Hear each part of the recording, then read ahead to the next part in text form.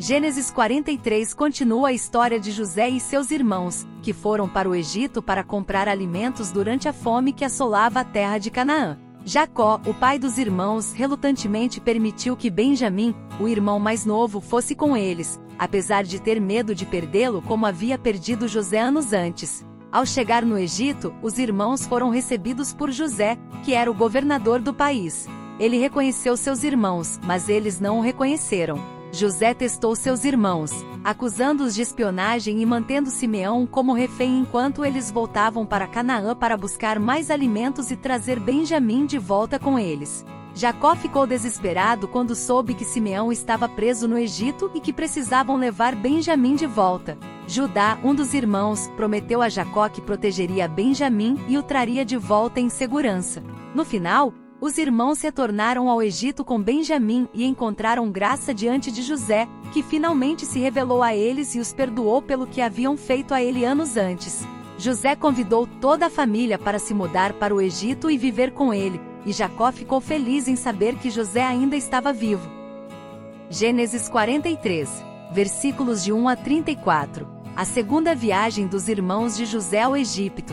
A fome continuava rigorosa na terra. Assim, quando acabou todo o trigo que os filhos de Jacó tinham trazido do Egito, seu pai lhes disse: voltem e comprem um pouco mais de comida para nós. Mas Judá lhe disse: o homem nos advertiu severamente, não voltem à minha presença, a não ser que tragam o seu irmão. Se enviares o nosso irmão conosco, desceremos e compraremos comida para ti. Mas se não o enviares conosco, não iremos, porque foi assim que o homem falou, não voltem à minha presença, a não ser que tragam o seu irmão. Israel perguntou: por que me causaram esse mal, contando aquele homem que tinha um outro irmão? E lhe responderam: ele nos interrogou sobre nós e sobre nossa família. E também nos perguntou: o pai de vocês ainda está vivo? Vocês têm outro irmão? Nós simplesmente respondemos ao que ele nos perguntou. Como poderíamos saber que ele exigiria que levássemos o nosso irmão? Então disse Judá a Israel, seu pai: deixa o jovem ir comigo e partiremos imediatamente, a fim de que tu, nós e nossas crianças sobrevivamos e não venhamos a morrer. Eu me comprometo pessoalmente pela segurança dele, podes me considerar responsável por ele. Se eu não o trouxer de volta e não o colocar bem aqui na tua presença, serei culpado diante de ti pelo resto da minha vida. Como se vê, se não tivéssemos demorado tanto, já teríamos ido e voltado 2 vezes. Então Israel, seu pai, lhes disse: se tem que ser assim, que seja.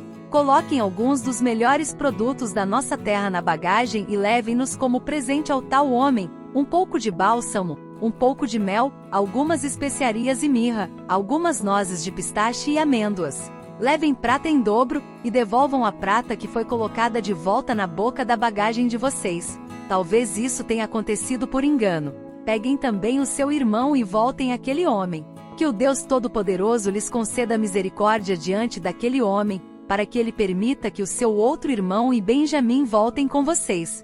Quanto a mim, se ficar sem filhos ficarei.